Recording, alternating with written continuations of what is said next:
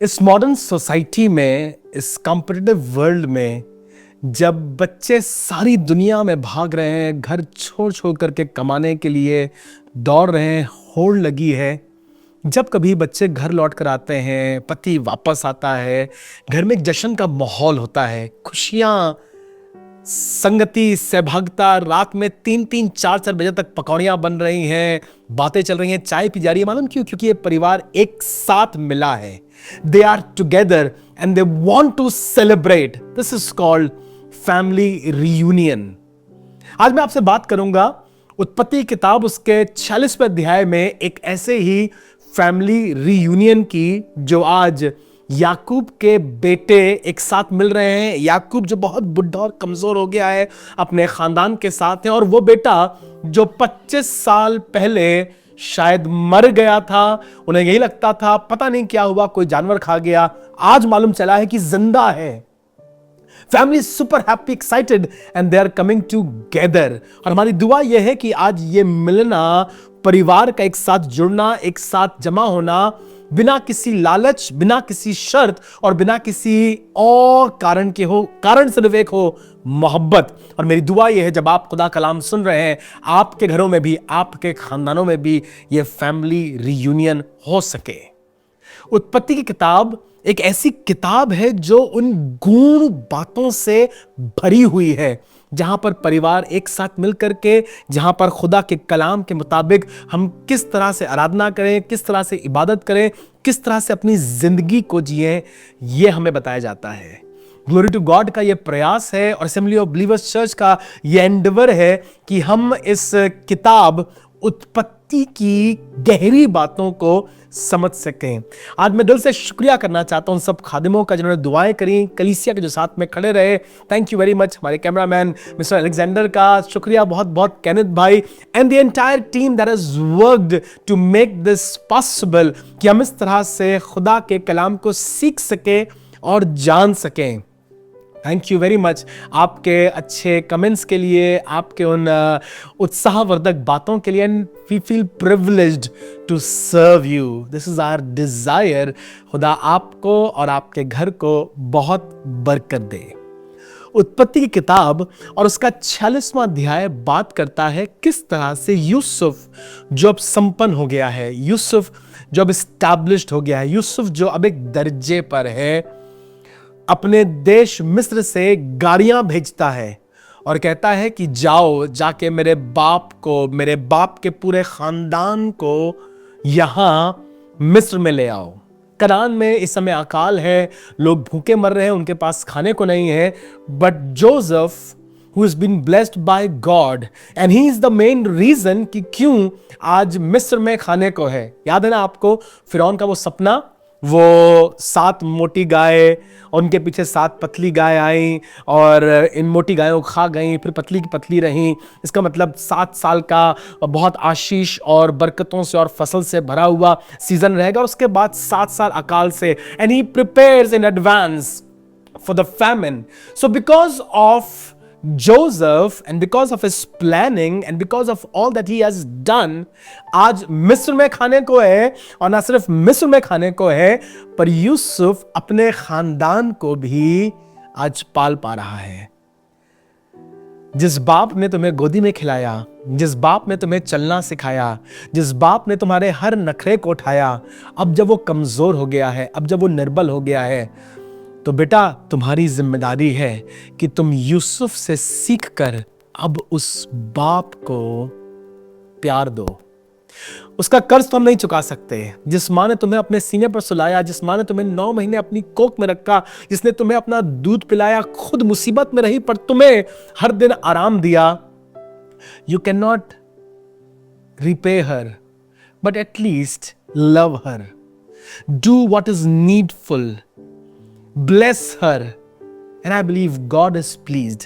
यूसुफ एक अच्छा बेटा है, यूसुफ एक अच्छा लड़का है, और इसको मालूम है खुदा ने मुझे बढ़ाया है, खुदा ने मुझे आशीष दी है। और जब यूसुफ अपने उन भाइयों के लिए जो उससे नफरत करते थे, जो उससे जलते थे, जिनके कारण यूसुफ की जवानी बर्बाद हो गई, गड्ढों में, मुसीबतों में, ठोकरों में, जेल खानों में जाना पड़ा, उन भाइयों को गले लगाने को तैयार है तो डेफिनेटली अपने पापा को अपना प्यार दिखाने को तैयार है। बड़ी अच्छी कहानी है। यूसुफ अपने बाप को बुलाना मांगता है, पापा आप यहीं आ जाइए, हमारे पास सब कुछ है, अच्छा है। इससे पहले कि यूसुफ अपने पापा को अपने यहाँ बुला पाता, याकूब ने फैसला किया, मैं खुदा से जाऊंगा, बात करूंगा, उसके लिए बलिदान करूंगा, and I will ask God.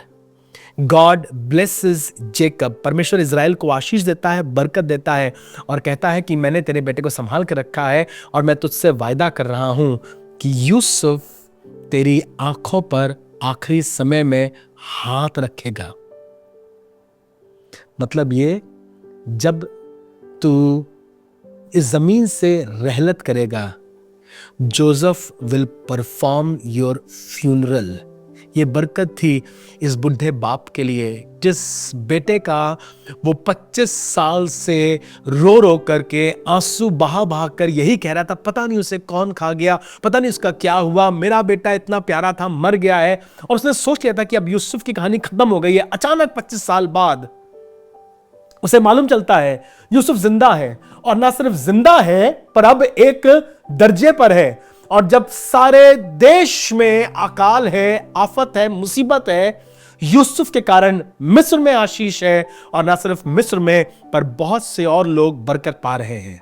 आज यूसुफ के दावतनामे पर यूसुफ के भाई, उनकी बीवियां, उनके बच्चे और याकूब सब मिस्र की तरफ रवाना होते हैं। और यूं ही नहीं जा रहे हैं। जब यूसुफ अपने भाइयों को, अपनी भाभियों को, बच्चों को और अपने बाप को बुलाता है तो गाड़ियां भेजता है, रथ जाते हैं, घोड़े जाते हैं, और ना सिर्फ रथ जाते हैं पर उस पर खाने की सामग्री भी जाती है। He makes sure that their travel is comfortable. What a lesson for the young boys to learn. इन जवानों के लिए कितना अच्छा सबक है सीखने के लिए, बेटियों कितना अच्छा सबक है सीखने के लिए। तुम्हारे माँ बाप ने तुम्हारी हर चीज का ध्यान रखा है, अब जब वो बुढ़े हो जाएं तो तुम उनका ध्यान रखना। अगर तुम उनकी गाड़ी पोंछ दोगे, अगर उनका जूता चमका दोगे, उनके फीते बांध दोगे, उनकी दवाई उन्हें समय पे खिला दोगे, तो ये खुदा की नजर में बरकत होगी। यूसुफ आज अपने बुढ़े बाप की टेक केयर कर रहा है, and he is trying to do whatever is possible to make their travel comfortable. And not only that, but Joseph talks to the king और उनके लिए एक जगह का इंतजाम करता है। मिस्र देश में एक क्षेत्रफल का इंतजाम करता है, और जिसे कहते हैं गोशेन। गोशेन का मतलब होता है मेरे करीब। He wanted his family to come and live near him. हम बहुत सी बार ना जब बड़े हो जाते हैं, हमारी शादी हो जाती है, सफल हो जाते हैं, तो हम अपनों से किनारा कर लेते हैं। अरे भैया, उनका तरीका हमारा तरीका फर्क है, हमारे स्टैंडर्ड्स डिफरेंट हैं, हमारी वैल्यूज। अब देखो भैया, हम नहीं रह सकते उस जगह पर। आई अंडरस्टैंड, तुम नहीं रह सकते हो, पर तुम उन्हें तो अपने पास बुला सकते हो। I am talking about family reunion. परिवार की अगर तुम चिंता नहीं कर रहे हो तो तुम सेल्फिश जिंदगी जी रहे हो। मुझे कहते हुए अच्छा लगता है, दाऊद ने जब वो बड़ी मुसीबत में था, बड़ी तकलीफ में था और मारा मारा फिर रहा था, उस समय भी अपने माँ बाप का ध्यान रखा और उन्हें वहां से लेकर गया और अपने एक मित्र के यहाँ रख दिया और कहा, जब तक मैं ना आऊं मेरे पापा का और मेरी मम्मी का ध्यान रखना। David, when he was a young lad, he was trying to escape from the wrath of the enemy. शाऊल से बच बच के भाग रहा था और फिलिस्ती भी उसकी ताक में थे। उसने कोशिश करी अपने माँ बाप को सुरक्षित स्थान पर रखे। याद है आपको, यीशु मसीह जब अपनी सेवकाई के पिनिकल पर था, जब when he was on the cross, अपनी सेवकाई के उरूस पर था, उस समय भी उसे अपनी माँ का ध्यान था। फैमिली वैल्यूज, परिवार, माता पिता का आदर करना, ये 10 आज्ञाओं में एक आज्ञा है। और कई बार जब हम थोड़ा कुछ बन जाते हैं, सफल हो जाते हैं, एस्टैब्लिश हो जाते हैं ना, तो सबसे पहले हम जिससे लुक डाउन करते हैं वो अपने घर के लोगों को। अरे पापा हमारे पढ़े लिखे नहीं है, हमारी मम्मी गांव की है ना, इसलिए। मुझे अच्छा लगता है, मैं इसको पढ़ता हूं तो लिखा हुआ है 47 चैप्टर की 7वीं आयत में, यूसुफ ने अपने पिता की मुलाकात फिरौन से करवाई। He made sure that Pharaoh would go and shake hands with my father. जब फिरौन जाता है याकूब से मिलने के लिए तो याकूब अपना हाथ बढ़ाकर फिरौन को आशीर्वाद देता है। जोसेफ इज नॉट हेजिटेंट कि मेरे पापा कम पढ़े लिखे हैं, मेरे पापा गांव में रहते थे, मेरे पापा बुढ़े हो गए, वो ठीक से बात नहीं कर पाते, उनकी लार गिरती है, उनके ठीक से बाल नहीं होते हैं, वो ठीक से भाषा नहीं बोलते हैं, कुछ नहीं, मेरे पापा हैं तो हैं। वो जाके फिरौन से कहता है मेरा बाप आया है, उससे मुलाकात कर लो। फिरौन भी अपना तख्त छोड़कर मिलने आता है और याकूब उससे आशीर्वाद देता है। जवान बच्चों, तुमसे कहना चाहता हूं, अपने माँ बाप की इज्जत करो, अपने घर को प्यार करो, अपने घर की, जो तुम्हारे घर में तुम्हारे भाई बहन हैं उनकी इज्जत करो। And if you are a godly man, अगर तुम परमेश्वर का भय मानने वाले शख्स हो, अगर तुम परमेश्वर का भय मानने वाली लड़की हो, ये तुम्हारी जिम्मेदारी बनती है कि अपने भाई बहनों से प्यार करो। यूसुफ के भाई बहनों से प्यार नहीं करते थे, नफरत करते थे, पर यूसुफ फर्क मट्टी का बना था। यूसुफ फर्क विचारधारा का शख्स था। वो अपने भाइयों को प्यार करता है, गले लगाता है, चिंता करता है और उनके लिए प्रोवाइड करता है।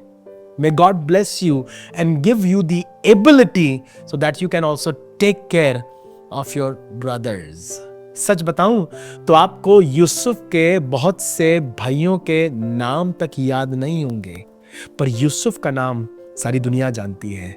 यूसुफ का नाम आज भी लोग रखते हैं। यूसुफ का नाम आज भी एक पहचान बना हुआ है। मालूम क्यों? क्योंकि यूसुफ के काम ऐसे थे।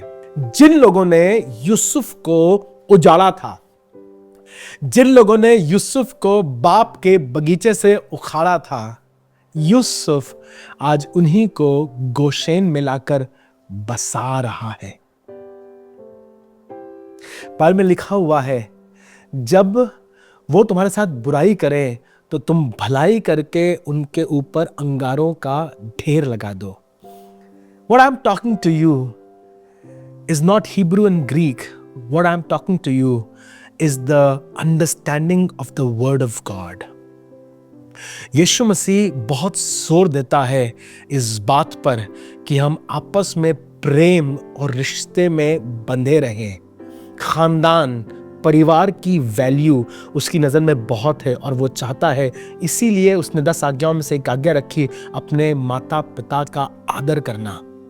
इसीलिए यीशु मसीह ने आदर करके दिखाया। इसीलिए यीशु मसीह ने कहा कि तुम जरूर से अपने माता पिता की, जब वो बुढ़े भी हो जाएं तो उनकी इज्जत करना। सुलेमान के लेख भरे हुए हैं और सिखा रहा था अपने माँ बाप को प्यार करना, उनकी इज्जत करना, उनकी खबरगिरी करना, बिकॉज खुदा का कलाम इन सिद्धांतों पर बना हुआ है।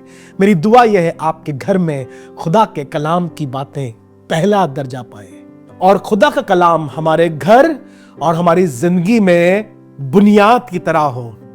आज मैं दुआ करना चाहता हूं उन घरों के लिए जहां पर बुढ़े माँ बाप हैं। खुदा तुम्हारी मदद करे बेटा, ताकि तुम अपने बुजुर्ग माँ बाप की चिंता कर सको।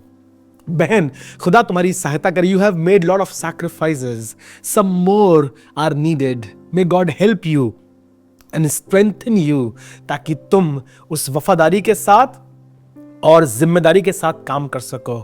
और ये बहुत बड़ी आशीष है कि यूसुफ अपने बाप की आंखों पर हाथ धर सके।